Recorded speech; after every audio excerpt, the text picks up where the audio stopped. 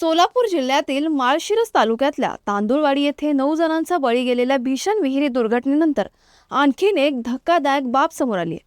अपघातग्रस्त विहिरीपासून अवघ्या 100 मीटर अंतरावर असलेली दुसरी विहीरही वाहनांसाठी तितकीच धोकादायक असल्याचं उघड झालंय.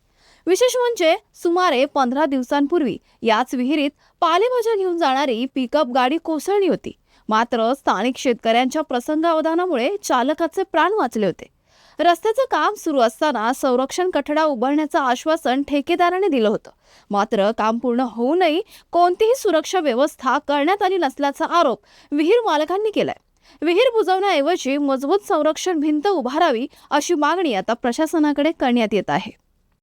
15 दिवसापूर्वीच या विहिरीत अपघात झाला होता. ह्याचा टेम्पो गेला होता, एक पिकअप, कोथिंबिरीचा पिकअप गेला होता रात्री 1 वाजता. त्याला आम्ही सुरक्षित वर काढलं, दोर टाकून वर काढलं. आणि प्रशासक म्हणलं होतं आम्हाला, कंपनीचे मालक ते ठेकेदार म्हणला होता मोजणी करून गेला आणि बांधकाम करून दिलं तुम्हाला. विहिरीच्या आहे 30 फुटाचं असं रोडवर बांधकाम करून देतो विहिरीला संरक्षण म्हणून. ते बांधकाम पूर्ण करून दिलं नाही.